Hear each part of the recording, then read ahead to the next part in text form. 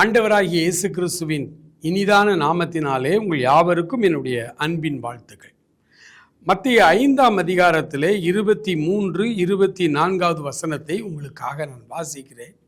ஆகையால் நீ பலிபீடத்தின் இடத்தில் வந்து உன் காணிக்கையை செலுத்த வந்து உன் பேரில் உன் சகோதரனுக்கு குறைவுண்டென்று அங்கே நினைவு கூறுவாயாகில் அங்கேதானே பலிபீடத்தின் முன் உன் காணிக்கையை வைத்துவிட்டு போய் முன்பு உன் சகோதரனோடே ஒப்புரவாகி பின்பு வந்து உன் காணிக்கையை செலுத்து. ஆண்டவருடைய சமூகத்திலே அவர் அங்கீகரிக்கிற அல்லது ஏற்றுக்கொள்ளுகிற காணிக்கை எது, அவருக்கு உகந்த காணிக்கை எது அப்படின்னு சொன்னா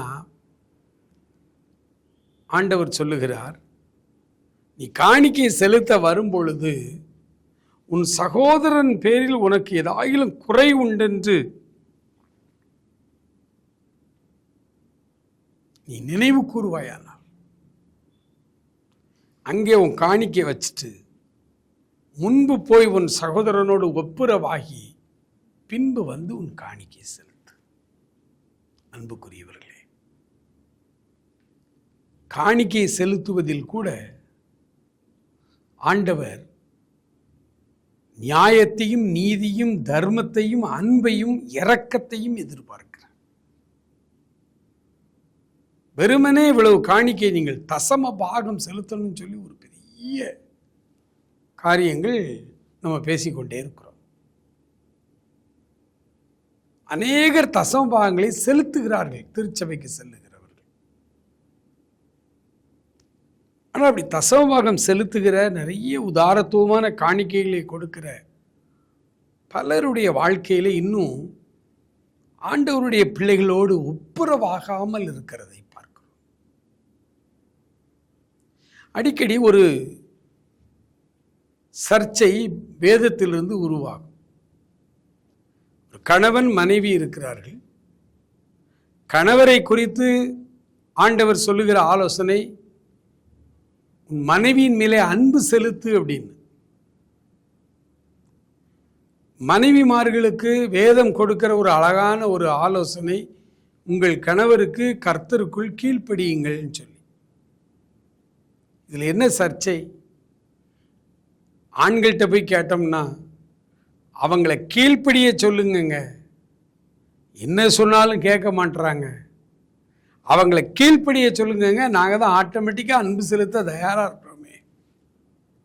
மனைவிமார்கள் சகோதரிகள்கிட்ட போய் கேட்டோம்னா அவங்க சொல்லுவாங்க, அவங்கள அன்பா 2 வார்த்தையை பேச சொல்லுங்க, அவங்கள அன்பு செலுத்த சொல்லுங்க, நாங்கள் தான் ஆட்டோமேட்டிக்காக கீழ்ப்படிஞ்சிருவோமே.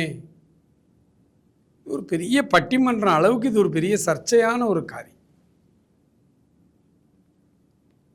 இதற்கு என்ன தீர்வு? வேதம் இதை குறித்து என்ன சொல்லுகிறது அப்படின்னு பார்க்கும் பொழுது, கணவன் மனைவி 2 பேர்ல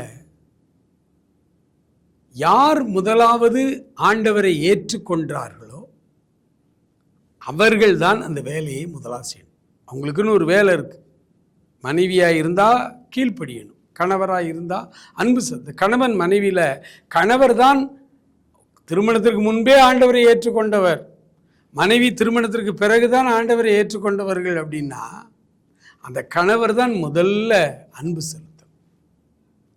2வது மனைவி, அவங்க முதல்ல ஒருவேளை வாலிப நாட்களிலே அவங்க ஆண்டவரை ஏற்றுக்கொண்டு ரட்சிப்பின் அனுபவத்தில் அவங்க கணவரை விட முன்னாடி அவங்க வந்திருந்தாங்கன்னா அவர்கள் தான் முதலாவது கீழ்ப்படியணும். அவருடைய கீழ்ப்படிதல் உள்ள நடத்தை தான் போதனைகள் இன்றி கணவன்மார்களை ஆதாயம் செய்து கொள்ளலாம்.